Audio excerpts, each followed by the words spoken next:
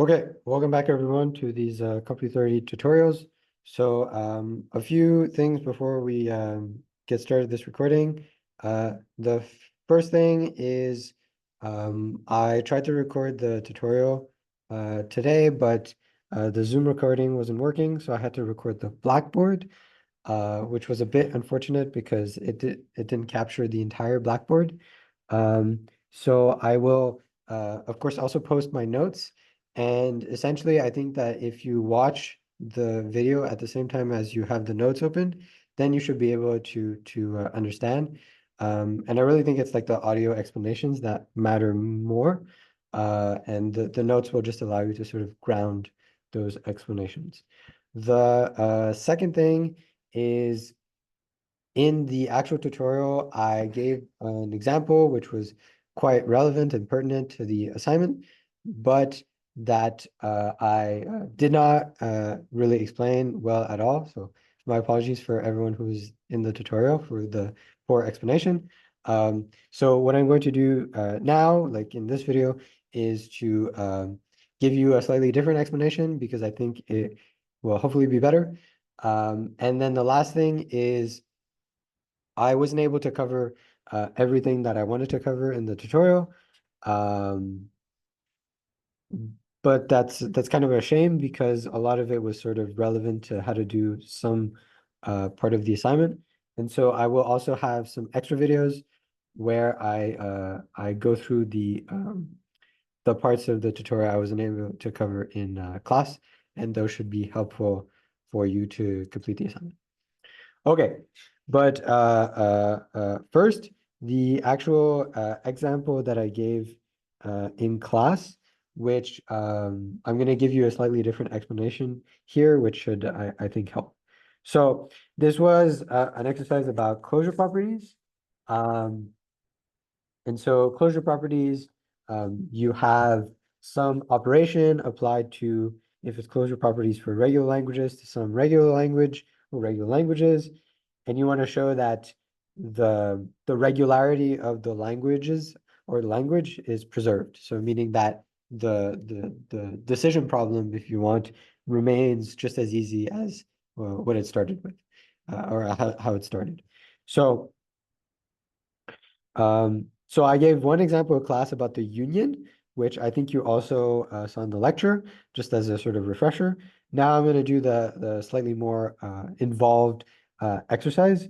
So this one is again about a pair of regular languages, but now we're combining them in a interesting, more interesting way. Jeez. Um,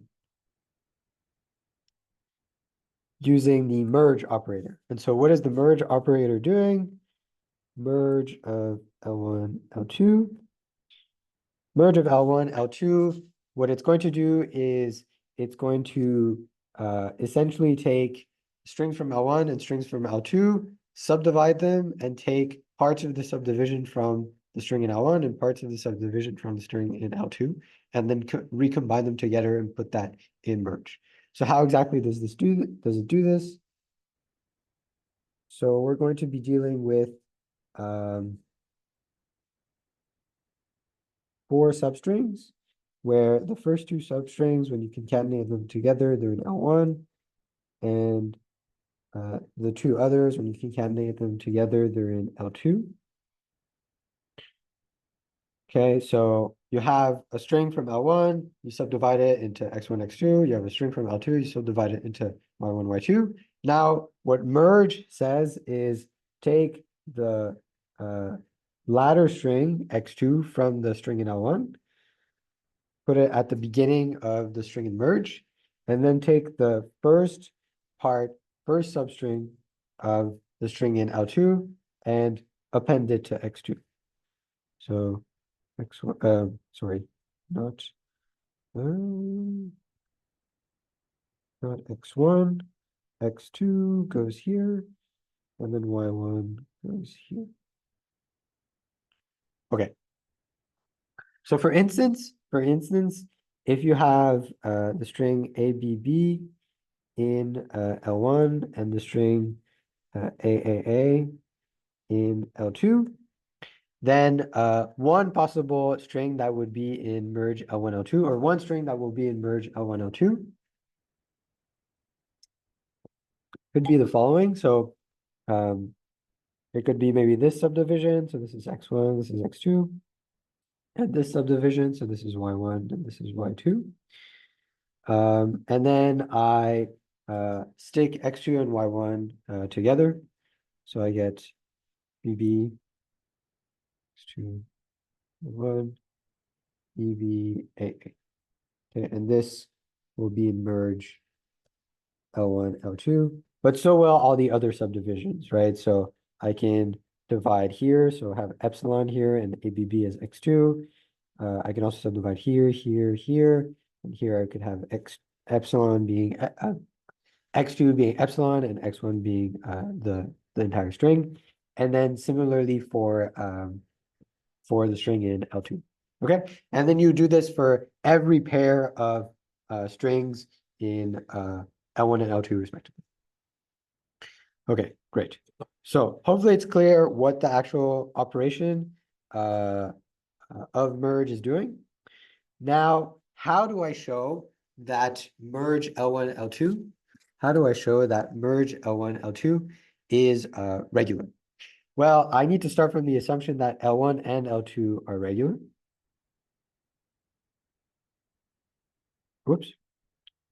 Are regular.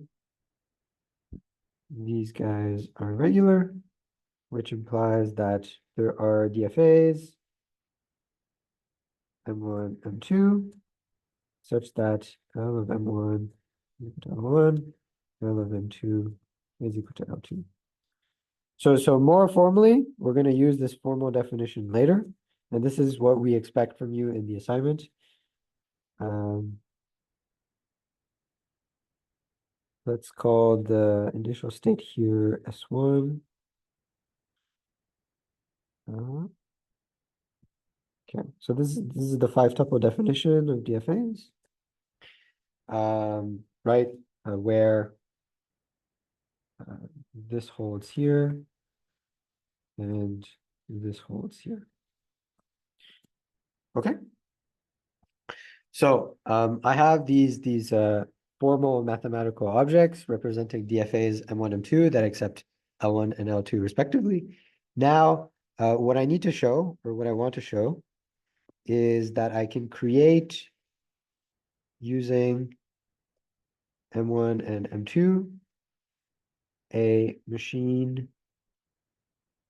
M prime such that the language accepted by M prime is merge L1, L2.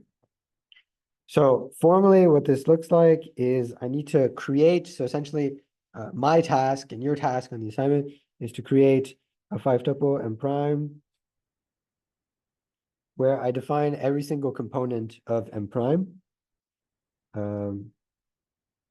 So I need to design a new FA where I define its set of states, its transition function, its accept state, its start state, and its set of accept states. Of course, I have this for free, right? I know that the alphabet is not going to change because there's nothing in the merge operator that would require a sort of modification of the alphabet. So I need to formally define each of these guys. So before I do that, I just want to give you the sort of more intuitive idea of how I can do this, and then we'll get into the more formal construction. Let me add a page here. So what is the intuition here? Right? Imagine the input string. So input string to M prime was, for instance, let's say AAB. I'm just making up an example. BAB. Right? What does M prime have to do? Right? M prime has to check whether this string is in merge L1, L2. If yes, then it should accept. If no, it should reject. Right? So how can it actually do this if it doesn't know anything about, the subdivisions that exist? Like it knows nothing about what strings are in L1 and L2, right? It has no idea. So, I mean, what would you do, right? Or what would I do is I would say, well, I have this string, and I know that the definition of merge L1, L2 is it has strings that look like x2 concat y1, right?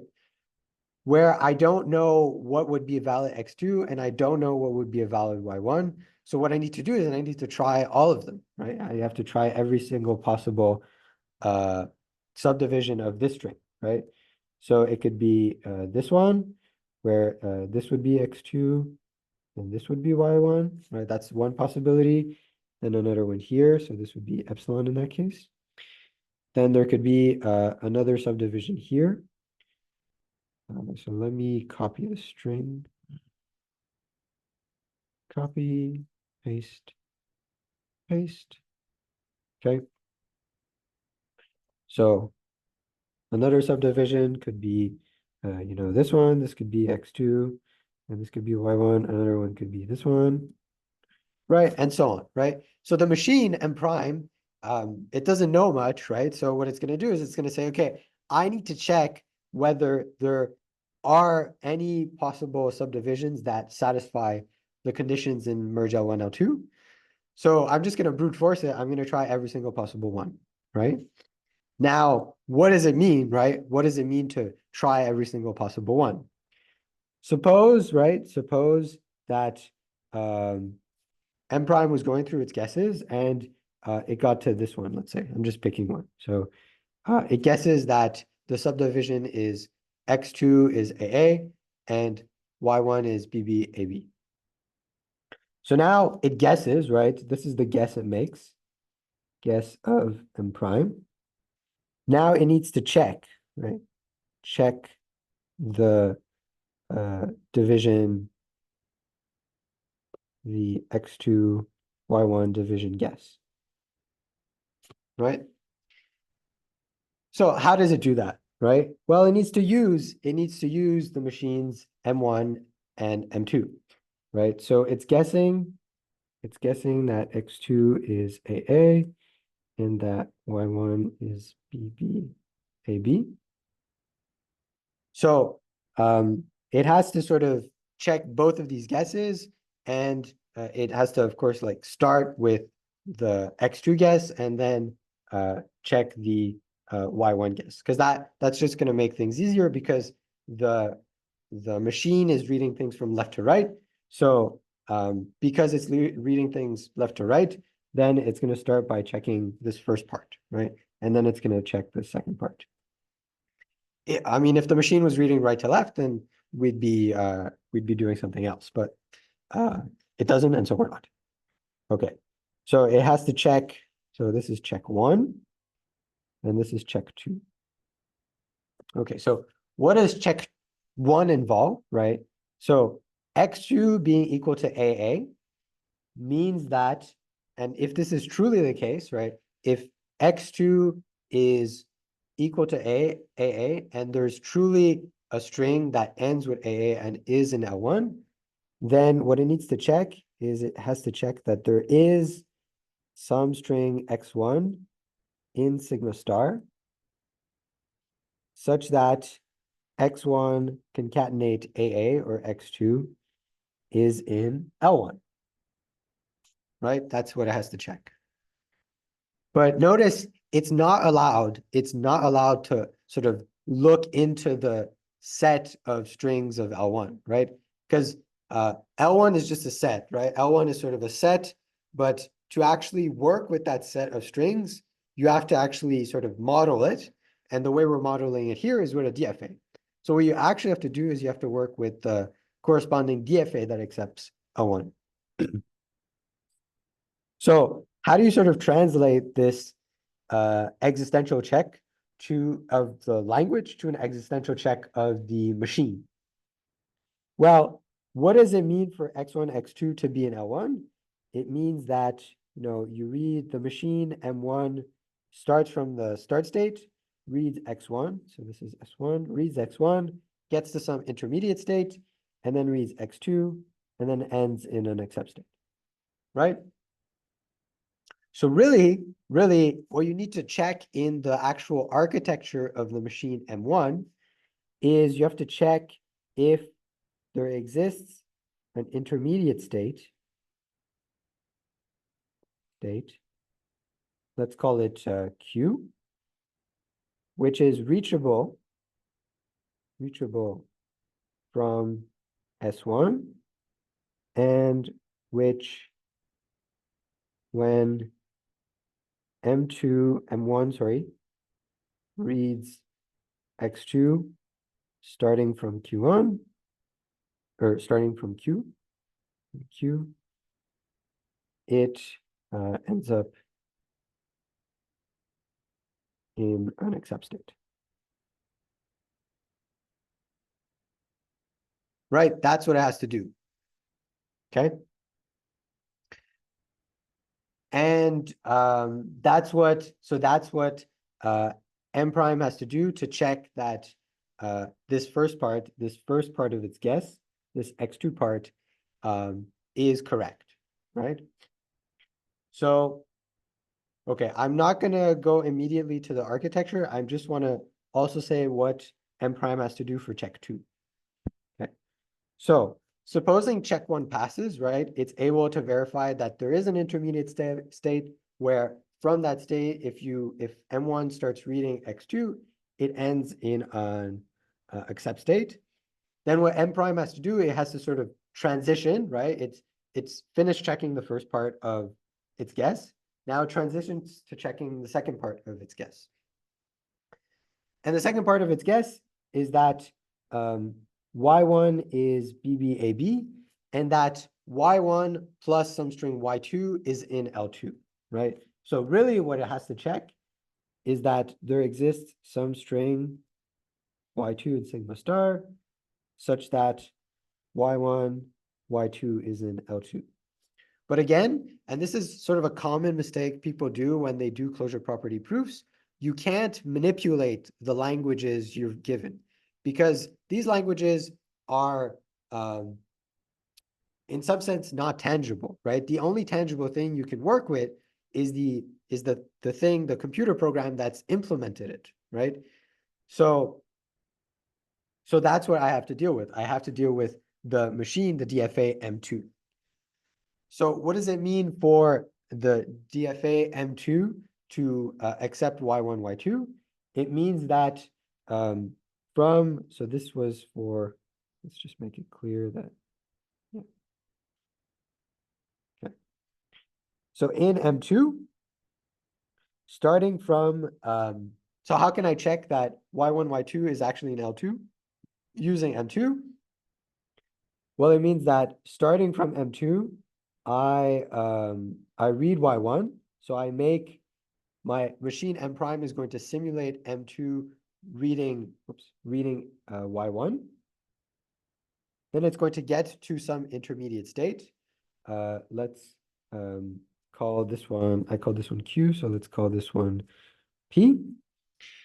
And then it has to check that there is some path, some way to get to an accept state of my machine, right? Because if there is a way to get from the start state, reading Y1 to an intermediate state, where from that intermediate state, I can read a string and get to an accept state, then that string, like that second part of the string that gets me to the accept state, that's Y2. And so I've checked the existence of Y2, right? So, so essentially what I need to do is I need to check that there exists some path from P which reaches an accept state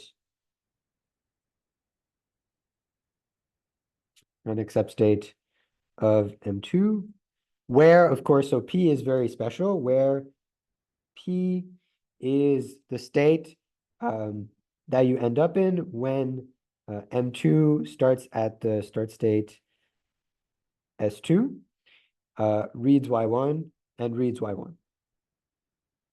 Okay. So here I essentially just have to sort of run some kind of reachability algorithm, which sounds a bit like cheating, but essentially you can just think of it as an FA has a finite number of states. And so you can sort of brute force and list all the ways of getting to all of the states. And at some point, um, um, you're going to be able to check that from the intermediate state, you can get to the accept state. Okay, because you can kind of, so for the reachability argument, you can kind of run something like a breadth first search algorithm to do a sweep from P and see which of the states you can reach. If one of them is an accept state, then that's my golden ticket. It means that I do have some string, some path, which is a string that gets me to an accept state. Okay, so hopefully it's clear why these are the two checks I have to do. If both of these two checks passes, then that means that this guess was correct, and I can just finish. If it wasn't correct, then I just backtrack all the way back to sort of guessing where the subdivision is.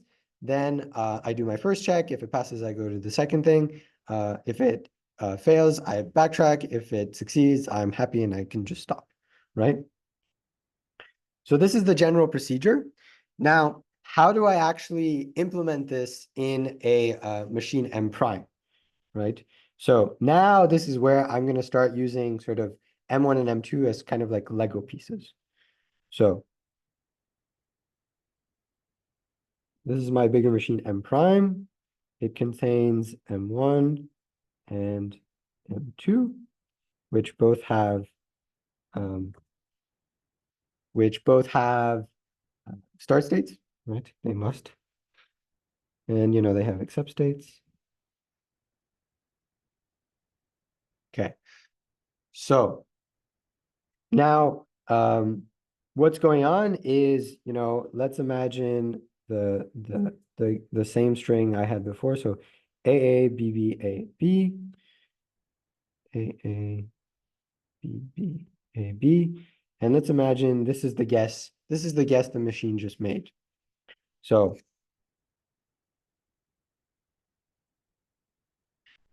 what the machine M prime has to do, right? Its first check is it has to check that there is some sort of substring x1 which gets me to an intermediate state, and where from that intermediate state I'm able to get so using reading the string x2, I can get to an accept state. Okay, so notice that the machine M prime, it doesn't know, like, even if this was the correct guess, right? Imagine that this is totally the way to check this. Even if that was the case, the machine M prime doesn't know which of the intermediate states is the right one, so that when you start, like maybe the right one, maybe the correct one is this one. Whoops. Maybe this is the correct one. But how is M prime supposed to know that, this is the correct intermediate state, right? As opposed to maybe this one, right? So it doesn't know. And so now what it has to do is it has to try all of the possibilities, right? All of the intermediate states Q that are reachable from the start state. Okay, so essentially what that means is my machine M prime starts at a new start state S prime. Okay, and now what it's going to do is it's going to jump, right? It's going to jump with an epsilon transition to every single possible state, because it doesn't know. Maybe it doesn't know what state could be the correct intermediate state. So it has to try each of them, right? So, it jumps to this guy, it jumps to this guy, and then it also jumps to this guy, right? And so let's kind of think about what happens, imagine it says, okay, I think the intermediate state was this one, right? Then I read, so now what I'm going to do is I'm going to sort of double check this guess, right? So there's multiple sort of guesses within guesses. So I'm going to check this by reading AA. I read A, and then I read A, and it doesn't look like that was a good guess because I'm not in a final state. So I don't have this kind of situation here that I just explained. And so that what that means is, well, it's fine. The NFA is just gonna, so now this is clearly sort of an NFA with epsilon transitions. It's going to backtrack, so it goes back and it tries another guess, right? So it goes here, it jumps to that intermediate state, and then it reads AA, and then maybe that's also unsuccessful, okay? And then finally, at some point, it jumps and it gets the right intermediate state because now it reads AA, right? It reads AA and it sees that it's at an accept state. So this is great, right? This is great because this intermediate state is reachable from the start state S1, right? So if it's reachable from the start state S1, then necessarily what it means for reachability, it means that there's some string X1 that allows me to get to the state Q. And then with X2, I get to the accept state, right? So that means that X1 and X2 together are accepted by the machine, meaning that X1 and X2 are in the language, okay?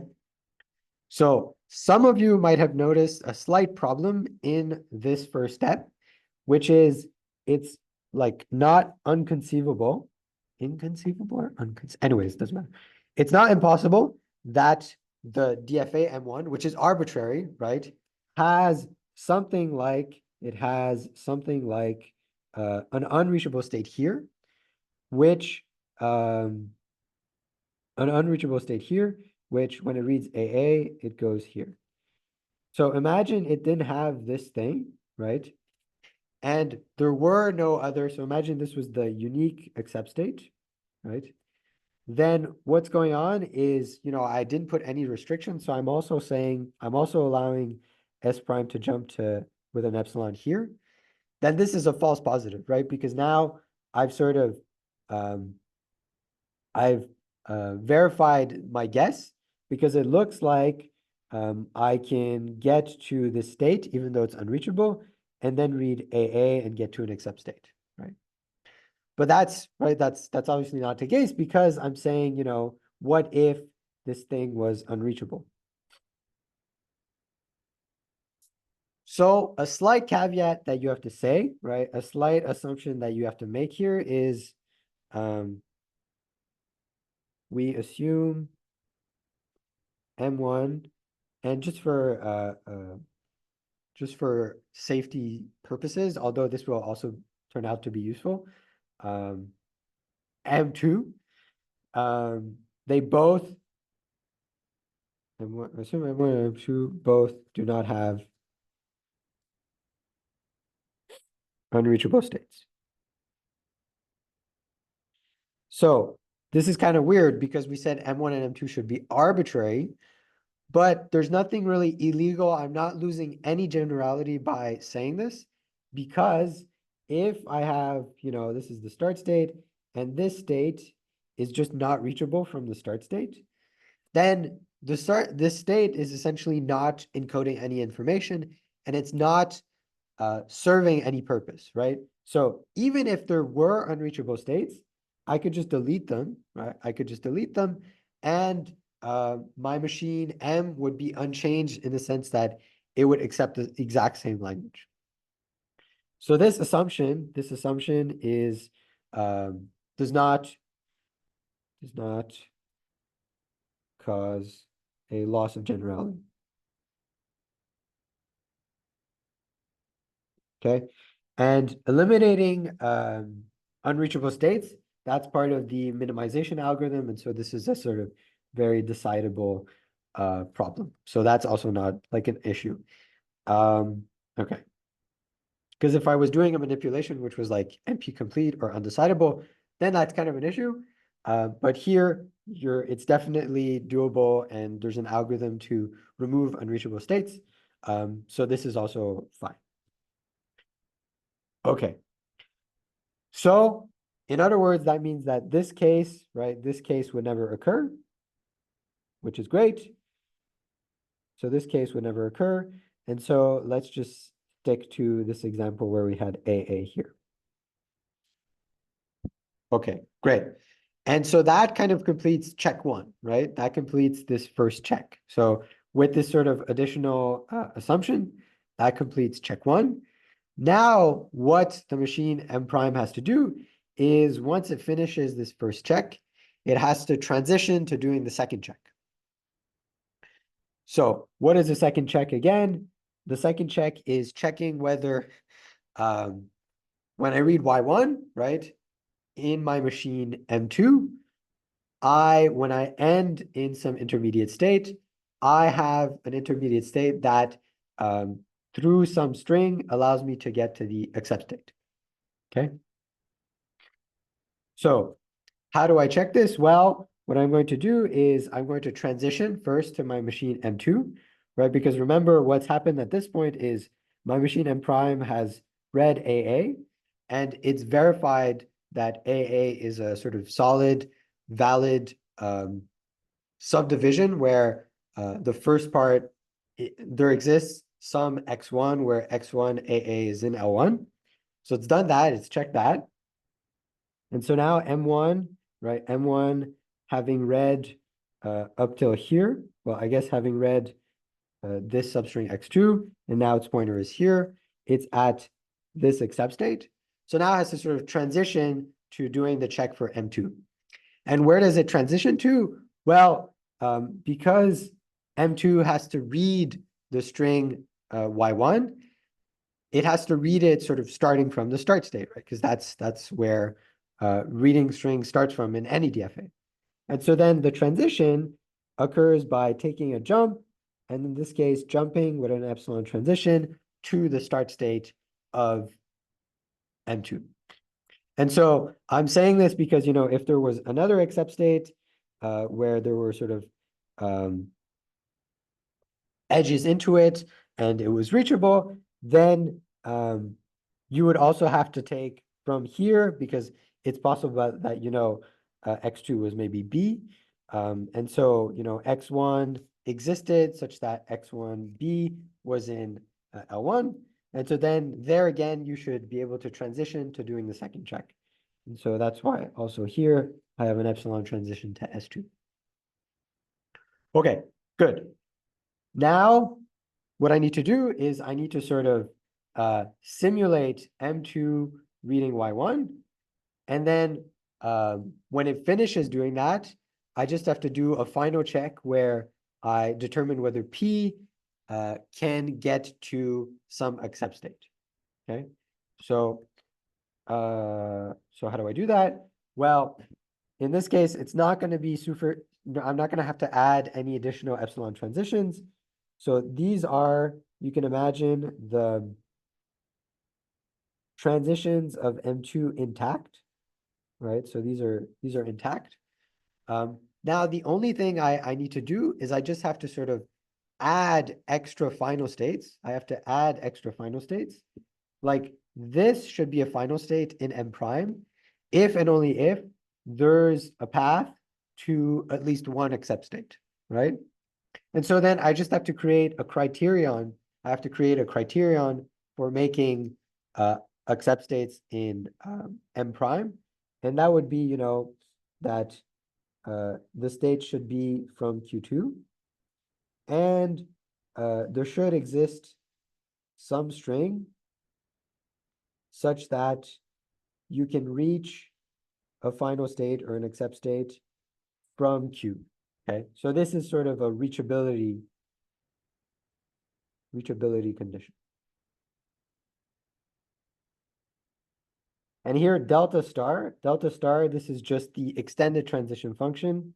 So this is just the function that takes in a state and a string, and it returns a state, and essentially just tells you from the state I give you as input, when I give you this string that I tell the machine to read, where do I end up, right?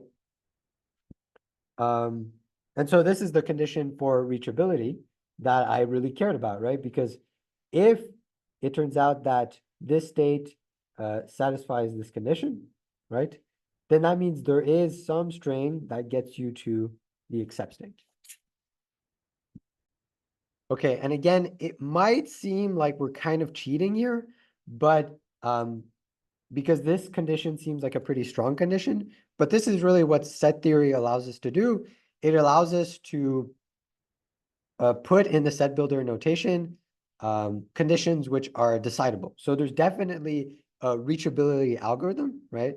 There's an algorithm that, given pairs of states, it checks whether there's a string that goes from that start state to that to end state. How could you sort of know this? Well, you sort of do something like a breadth first search algorithm where you sort of see all the possible ways of transitioning out of the input state, and there's going to be a sort of length threshold after which you don't have to keep checking, and so the algorithm kind of terminates. But anyways, this is a bit of that's sort of a topic for a different tutorial, a different video. I'm realizing I've already been talking for a while. So in summary, this is not cheating because this condition is decidable. Okay. Okay, great. And that's essentially M prime, right? Now we just have to sort of put everything together. So what is Q prime? Well, Q prime is the set of states of M1 and of M2 and this new start state of M prime.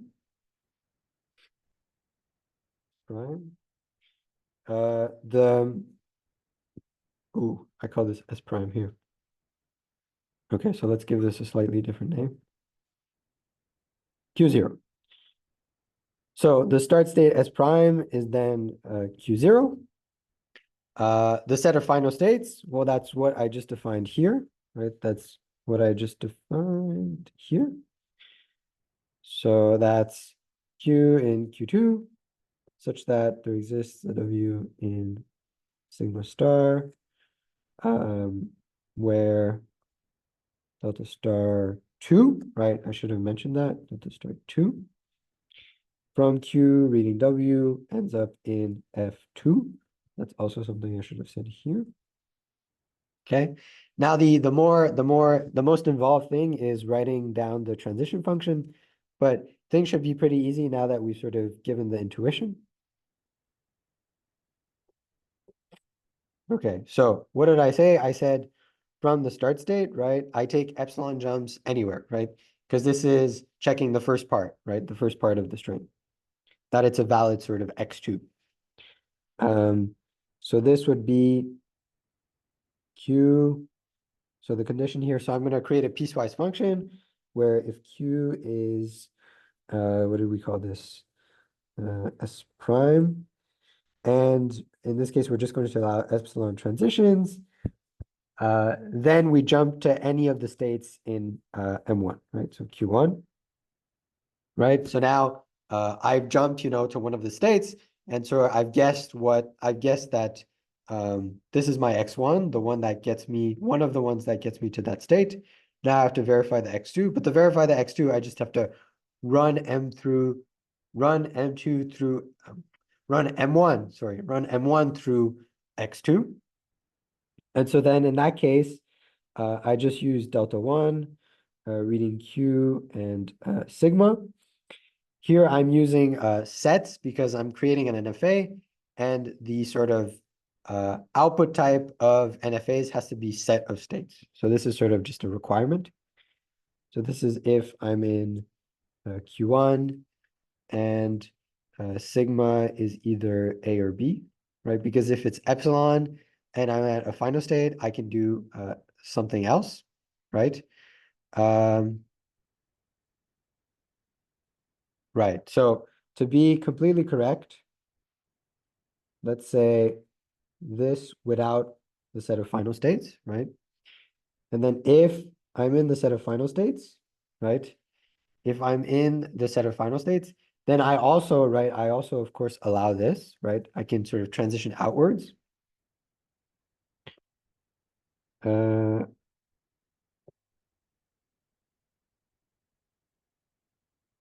no. I don't need to do it this way. No. Sorry.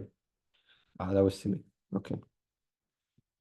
Right. Because here I'm assuming the input string, like the input letter is A or B, right? So it's not epsilon. So if the input string is, if the input letter is A or B, then there's no jumping from the final state or a non-final state. But if Q is in F1 and sigma is epsilon, right? Then in that case, I'm going to allow if I'm reading an epsilon, I'm going to allow jumping to the start state of M2, which is S2.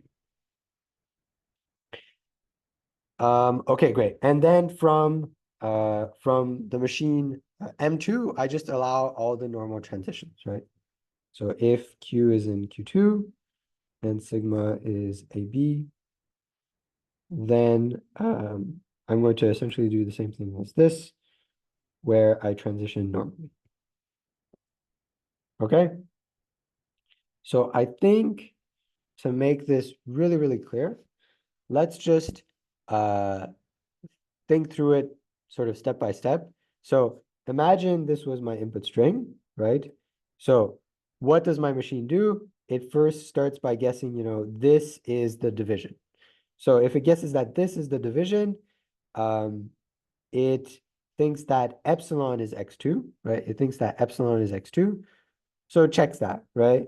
It checks whether, if I jump to here, if I read an epsilon, right? So in other words, if I just stay there, do I get to a final state? And then it does the same thing here, does the same thing here. And then it does the same thing here, right? So it jumps to here, right? This is an accept state, right? So I've jumped, and essentially what I've assumed is that x2 is epsilon. So I just sort of have x1 gets to the accept state, and then I stay there. So okay, that's valid. Like that sort of validates this first guess. That validates this first guess. And so then I'm going to say, okay, now I'm going to transition to my second. I'm going to transition. Oh, there's a slight delay. I'm going to transition to the start state of M2 and check now, right? I'm going to check now that, so I'm guessing that this is epsilon and that the rest here is Y1. I'm going to check that, starting from my start state S1 and reading Y1, I get to a state that can reach an accept state of M2. But maybe, maybe in this case from S2, when, imagine this was A, when reading a B, I get to a dead state, right? So this is a dead state, meaning that it's a dead state, so it doesn't obey, it doesn't follow this sort of condition. And so in the general machine M prime, this would not become an accept state, right? So it would not become an accept state. And so that would mean that M prime would read through Y1 and not be in an accept state. So that's a failed sort of computation. Okay. And you can imagine, so that means that it sort of backtracks all the way to the beginning. It says, okay, now I'm going to guess this is the subdivision. And then it's going to do the first check, jumping with epsilon to every possible state, then running M1 on X2, and then jumping to M2, and then running M2 on Y1, getting to a state and checking if it can reach the accept state. If yes, then you're done. If no, then you backtrack again. Okay. And you do this, right, for every single possibility. And that's exactly what the NFA does. And yeah, I think this is a much better explanation, although it may be a bit longer, but I think it's a much better explanation of what's going on in here. And there's going to be some similar strategies in sort of the assignments and other such important things. Okay.